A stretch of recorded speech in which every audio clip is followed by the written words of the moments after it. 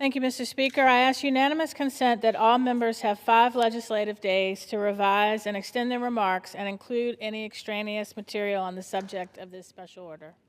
Without objection. Thank you, Mr. Speaker. Today it is with great honor that I rise for the 3rd week in a row to anchor the Congressional Black Caucus's Special Order Hour, telling stories of people who stand to lose their health insurance if Congress does not act in 22 days. 22 days, Mr. Speaker. We have 22 days to prevent at least 5 million people from losing their health insurance. And for the past 3 weeks, the Congressional Black Caucus has brought stories of the 22 million people who will see their health insurance premiums double or even triple, and for some spike beyond their ability to pay when enhanced premium tax credits expire in 22 days. And an estimated 5 million people lose their health insurance because they can't afford these new premiums. The Congressional Black Caucus has told stories of people concerned they will be among those 5 million. I have good news, Mr. Speaker. This Thursday, the Senate will have 2 competing plans on the floor for a vote. Yet Speaker Johnson still has not committed to allowing a vote on the floor in this body. Leader Jeffries has a discharge petition open right now to extend the tax credits, and we just need 4 Republicans to join us in signing it. So House Democrats have come forward with a plan. Senate Democrats have come forward with a plan. Senate Republicans have come forward with a plan. The administration still doesn't seem to have a concept of a plan. But we have 22 days where the American people are expecting us to act. Mr. Speaker, I'd like to begin this special order hour by yielding to the chair of the Congressional Black Caucus, Chair Yvette Clarke of New York.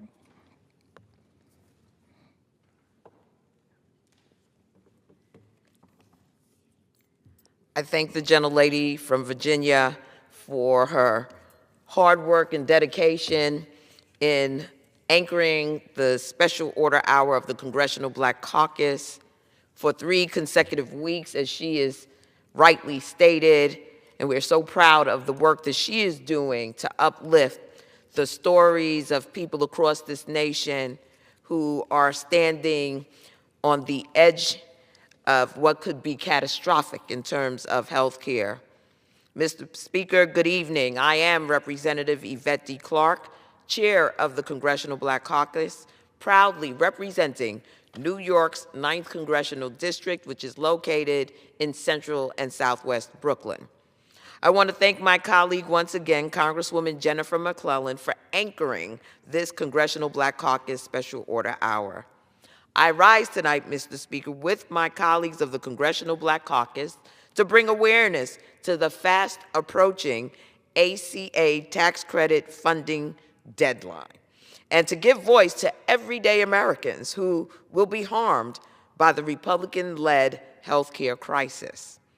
The enhanced ACA tax credits are set to expire on December 31st unless congressional Republicans join Democrats to extend them.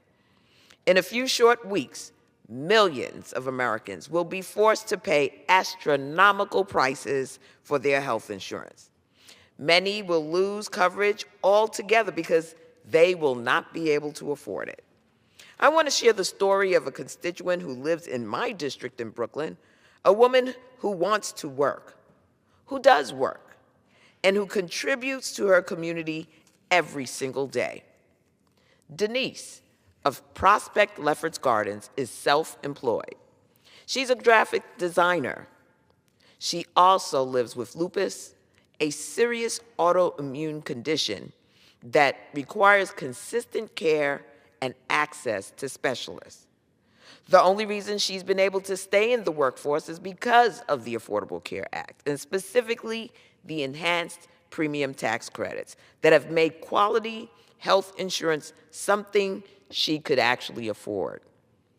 Those credits lowered her monthly premium enough that she could manage her health, pay her rent, and keep her small business going.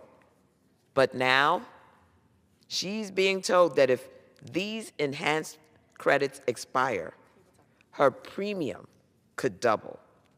When she found out that her health care costs could become unaffordable, she said, and I quote, "The only reason I can work at all is because I can manage my lupus with regular care. I can't pay New York City rent, pay those premiums, and keep my business going. It feels like Congress is telling disabled people, don't work, go back on full benefits," end quote. Mr. Speaker, doubling someone's premium doesn't just strain a budget, it changes a life. It forces people to give up work. It pushes people with disabilities out of the workforce. It tells them that independence is a luxury that they can't afford.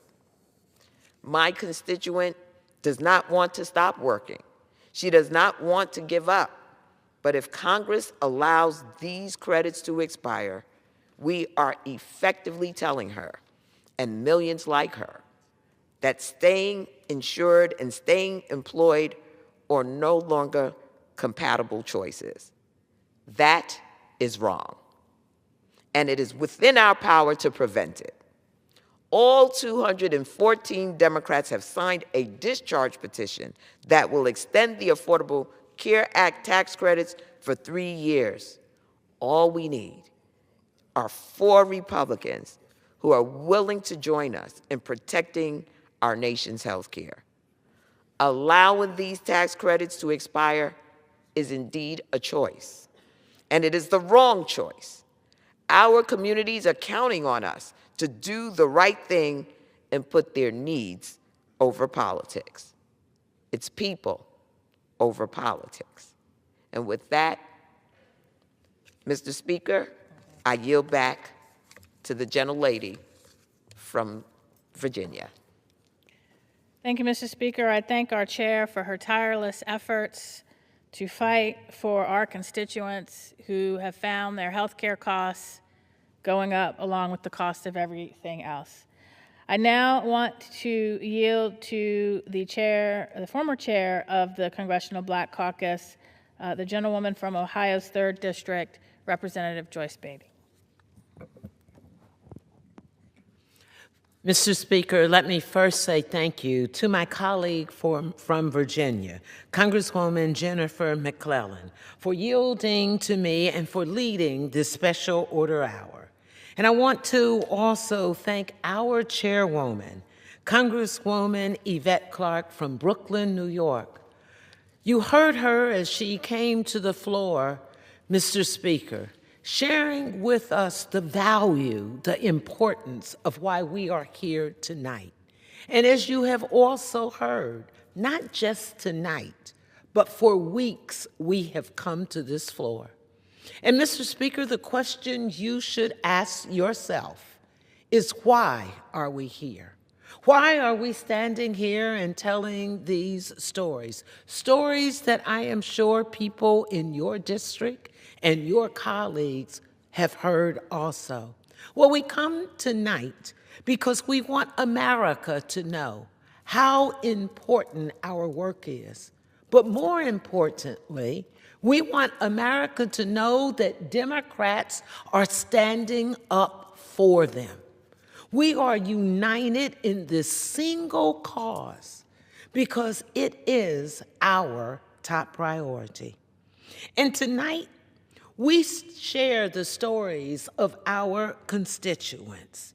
We do it as a reminder that others turn away from the struggle. But the Congressional Black Caucus leans in, standing in the gap for families who can't afford for Congress to look the other direction. Mr. Speaker, I rise to share the human cost of allowing the Affordable Care Act health care tax credits to expire. I rise on behalf of the families of the 3rd Congressional District that I serve in the great state of Ohio. I rise on behalf of the families across this nation. I rise on behalf of the 18+ million Black Americans that the members of the Congressional Black Caucus serve. And yes, Mr. Speaker, I rise on behalf of the 82 million Americans that the Congressional Black Caucus serves. Families, Mr. Speaker, who sit at the kitchen table late at night, wondering which bill they can pay and which bill must wait. If Congress fails to act, 35,000 people in my district will see their health care costs rise. Let me just give you an example. For a 60-year-old couple earning $85,600, annual premiums will rise by almost 300%. Unthinkable. And 15,000 people in my district will lose their health care altogether because Republicans' refusal to extend the tax credits. And 48% of the ACA marketplace consumers are small businesses. And I have heard colleagues on both sides of the aisle talk about it is the small business owners who are the economic engines of making this America work, the backbone of communities like my community in the 3rd Congressional District. If I would go back and remind you, Mr. Speaker, and all those who are listening, it was the Democrats with our American Rescue Plan that expanded the promise of Affordable Care Act to make health care more affordable. I could take you back to 1965, Mr. Speaker, when then, too, we were dealing with health care. And it was the government body that came up with Medicaid and Medicare to make sure that we protected the American people and provided not just for the wealthy, but for all, for the least of us. And tonight, I want to put a face on it, Mr. Speaker. I want to lift up 2 Ohioans who put names to these numbers. You see, it is not about the politics, as our chairwoman said. It's about people. It's about everyday people. So let me tell you the story of Tracy, a small business owner, who wrote that her family's premiums have tripled. Before the tax credit, they were paying over $1,000 a month just to stay insured.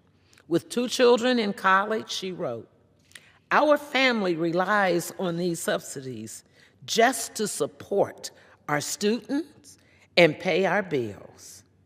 We don't live extravagantly. Please, Congresswoman, keep fighting for us." Let me tell you the story of Mark, a 60-year-old husband and a part-time worker. He told me his ACA premiums will rise $11,000 in 2026. He may have to return to full-time work out of fear that he and his wife will be left without health care. Mr. Speaker, I could tell you story after story and put a face on it. I could tell you the stories that my colleagues from across this wonderful America that we live in, we all have stories. You see, healthcare is not about Democrats and Republicans, it's about people. So tonight we come to this chamber, to this floor, the house of the people. We come here tonight to share with you the stories because we are coming, because we want hope. We want to provide hope to the American people. We want to be able to tell them that they don't stand alone. We want to be able to tell them that we really believe that we can make a difference, that we can provide affordable, quality health care for everyday people. So, Mr. Speaker, Democrats stood united, as you know, for more than 40 days during the Republican-caused shutdown to prevent this. But here we are. Here we are. But Republicans refuse to negotiate. Health care, Mr. Speaker, is a lifeline for families who have upheld their end of the bargain even when Republican policies have not upheld theirs. Mr. Speaker, my ask is very simple, and here it is. Congress must act. Congress must restore these tax credits and protect affordable health care. Mr. Speaker, I guess the question really is, what do we say to that family? What is the answer that we say that we cannot negotiate? What is the answer that we say to them that we cannot bring it to this floor?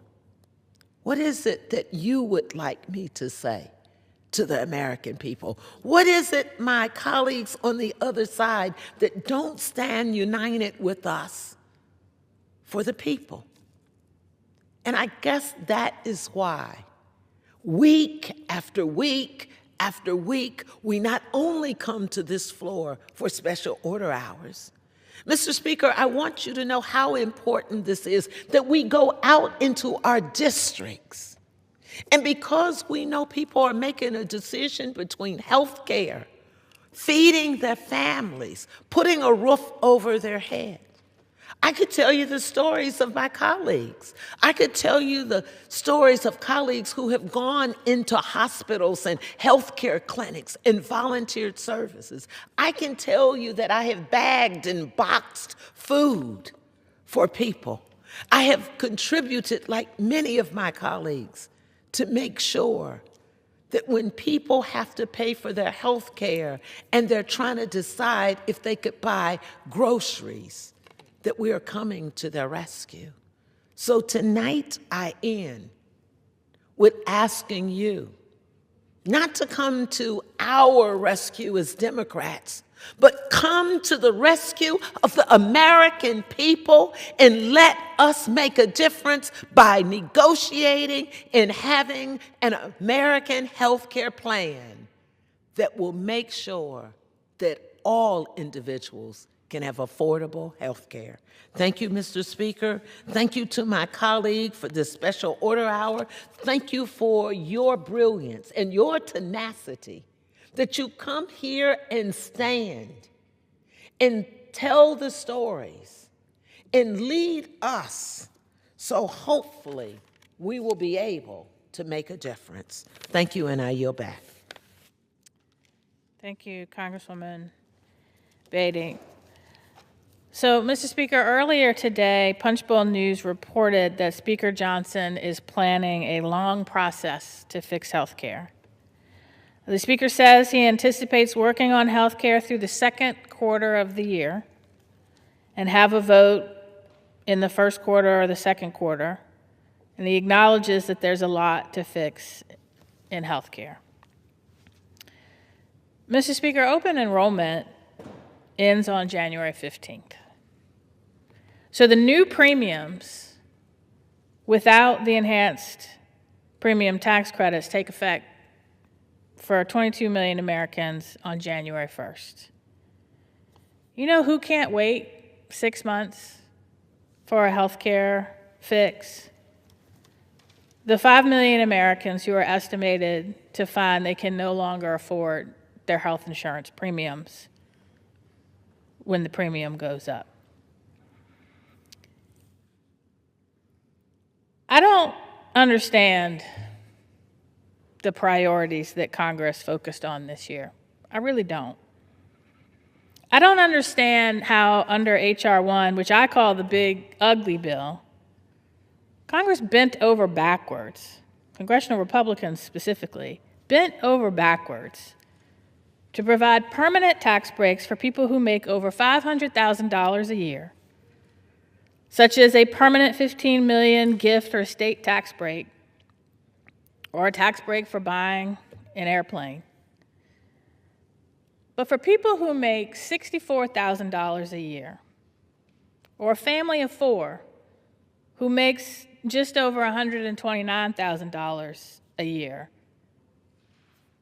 Congressional Republicans just expect them to absorb health insurance premiums that will double or triple.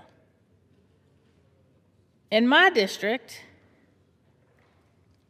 that family of four earning just over $129,000 a year will see their premiums increase by $4,675. A couple, 60-year-old couple earning $82,800 a year will see their premiums increase by $11,968. My state legislators have predicted that at least 60,000 Virginians will have to cancel their insurance coverage. Who are some of these people? We've heard stories, at least under the Medicaid cut debate. We heard Speaker Johnson say, well, these are these young men who are living in their parents' basement playing video games. Who are we talking about? Who are these families? They're going to see their health insurance premiums spike. They're restaurateurs, beauticians, landscapers, mediators, chiropractors, funeral directors, farmers, freelancers, contractors, gig workers. They are the ones caught in the crossfire of a political battle that has now reached a stalemate. Roughly half of the adults covered under the Affordable Care Act, about 10 million people, are small business owners. They're employees or the self-employed, according to KFF. And one of them lives in my district. Well, one of the businesses is in my district. There's several people who work there. Lester Johnson, his wife Yolanda, own and run Mama J's, which is a very good, highly recommended Southern cooking soul food restaurant in my district in Jackson Ward, which was once known as the Harlem of the South. I talked to Lester, and he said it's a lot of gamesmanship, and the people are like the pawns. Lester and his wife and his daughter rely on the Affordable Care Act. They pay right now about $700 a month. And he looked at his bill, and his bill would go up more than $1,400 if he loses the tax credit. He has about 40 employees, and they'll see their premium spike as well. It's a lot of money for people, Lester said. And not knowing what the price is going to be because of a stalemate in Congress adds uncertainty. I think everybody's feeling the anxiety. Who else can't wait for 6 months? A lot of people who rely on the Affordable Care Act live in states that voted for the current president.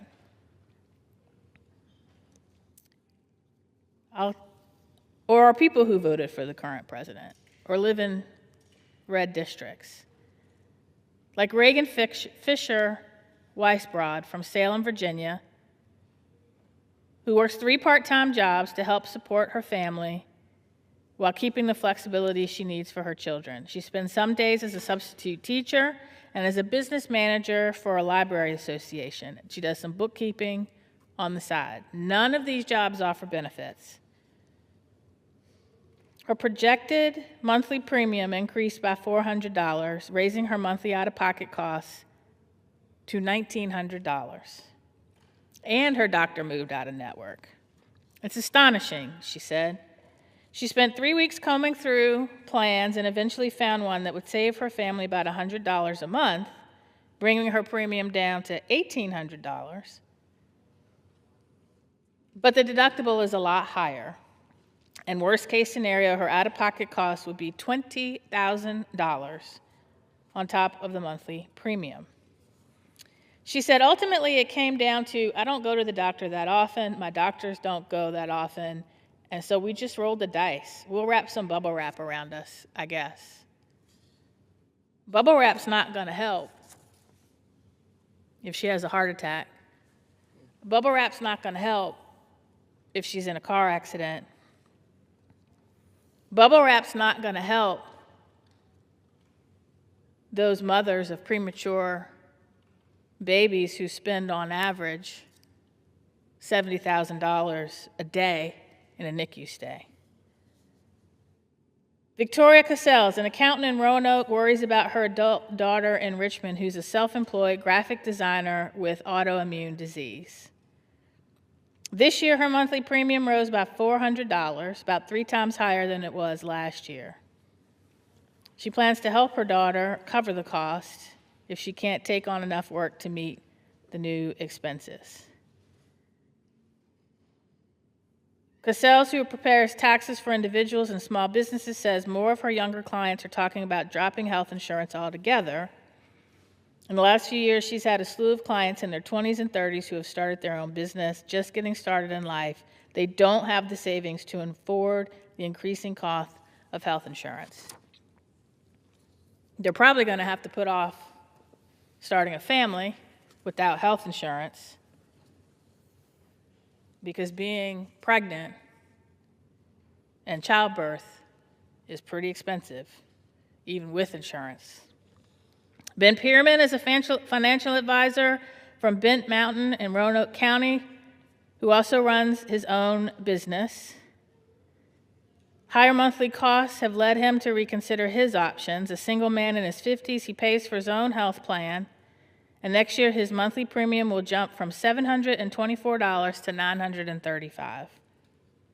He can absorb the higher cost, but is considering switching to concierge care that would let him pay a flat monthly rate or an annual fee, but if he did that, he wouldn't have insurance if an accident happened. Accidents happen. I remember one such accident when my son, just before his 3rd birthday, grabbed my curling iron and burned his hand. After a trip to the emergency room, we were in a rural county that didn't have a burn unit. And they said, well, you can either, this was a Saturday, they said you can either go home to Richmond, 3-hour drive, and on Saturday there's a burn clinic, and they can take him then, or we can see if we can get him admitted to the hospital tonight. I said, well, we're going to see if we can get him admitted, because I had health insurance, and I knew the health insurance would cover it. If I didn't have health insurance, I probably would have had to wait for that burn clinic 3 days later. And his 2nd-degree burn probably would have gotten infected. But we took the ambulance ride, we got to the hospital, and after that and a week in the burn unit, the total cost of that bill, and this is in 2013, so you know the prices have gone up. That entire bill, $15,000. Now, I had employer-provided insurance, so I paid $1,000. But imagine if I was one of these families that said, well, I'm just going to wrap myself in bubble wrap or roll the dice and see what happens. $15,000 is a lot of money. These are just a few of the stories of people who right now are struggling to figure out, which bill am I going to pay? They are counting on us to help them. Now, I have to, being a history maker who's also a history nerd, I got to tell a little history right now. My parents grew up during the Depression. My father was born in 1925. He would have been 100 years old in September. He was just old enough to remember when the stock market crash happened. He didn't know what was going on. He was 4. But he remembered how his father one day owned an apartment complex and a newspaper and a nightclub, and the next day lost everything due to circumstances outside of his control. He also remembered and told us the story about the stress that put on his parents. A few years later, in 1934, his mother died when he was 10 years old from cancer. My dad went to Alabama to live with his grandparents, who founded a school, because the state of Alabama didn't think it was important enough to educate black children. So his grandparents started a school. So my dad saw the best of government and the worst of government. He saw the worst of government through Jim Crow. He saw the best of government when Congress and the president, through the New Deal, responded to the Great Depression, responded to people who, through no fault of their own, were economically devastated. My mother was born in the middle of the Depression, so she never knew anything other than poverty. But she also experienced the best of government through the New Deal and the worst of government through Jim Crow. Telling me these stories, I came to understand, at its best, government is a force that helps people and solves problems, especially when those problems are due to factors beyond their control and the solutions are beyond their reach. That's the best of government. And the worst of government is when a few benefit from the oppression of the many. Now, we just commemorated the D-Day anniversary, a little bit later than the Depression, or as we were coming out of the Depression. There are only 12 people left who survived that. There are probably there are very few people alive today who remember the Great Depression. There are very few people today who remember when the United States government lived up to its better nature and reached out, not to give a handout, but a hand up to millions of Americans who in the blink of an eye lost everything and couldn't feed their families. My father was also a pastor. And so I can't help but think of him without thinking of Matthew 25, verses 31 through 40. This is the story of the sheep and the goats. And this is when Jesus talked about how when the Son of Man comes into his glory and all the angels are with him, all the nations, not the people, the nations, will be gathered before him, and he will separate the people one from another as a shepherd separates the sheep and the goats. He'll put the sheep on his right and the goats on his left. And he will say, "Come, you who are blessed by my Father, take your inheritance, the kingdom prepared for you since the creation of the world. For I was hungry, and you gave me something to eat. I was thirsty, and you gave me something to drink. I was a stranger, and you invited me in. I needed clothes, and you clothed me. I was sick, and you looked after me. I was in prison, and you came to visit." And the righteous will answer, "Lord, when did we see you hungry and feed you, or thirsty and give you drink? When did we see you a stranger and invite you in, or needing clothes and clothe you? When did we see you sick and in prison and go visit you?" And the king will reply, "Truly I tell you, whatever you did for the least of these, you did for me." Mr. Speaker, there are a lot of people in this country who are hungry, who are sick, who are unhoused, who are strangers, who were imprisoned. And this year, Congress basically said, you're on your own. This year, Congress basically said, we're going to make it harder for you to eat. We're going to make it harder for you to get the care that you need. The President of the United States fought all the way to the Supreme Court to keep from feeding hungry children from money that Congress appropriated for that purpose in the event of a shutdown. We passed legislation that will strip an estimated 17 million Americans of their health insurance at a time when Americans are looking to us to help them and solve problems. Now, the Affordable Care Act is not perfect. But do we really want to say to 22 million people, because Congress cannot stop playing political football with your lives, you have to gamble with whether or not to pay your health insurance bill when it is priced out of your reach? They're expecting us to act. We have 22 days. Whether it is Leader Jeffries' discharge petition, whether it's one of the bills on the floor of the Senate, we have 22 days to act, to at least say, we're going to make sure that for a year or two, or however many we can, until this magical concept of a plan appears for us to vote on,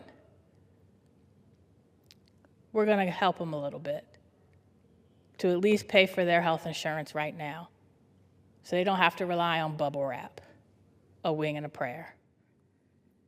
And with that, I yield back the remainder of my time.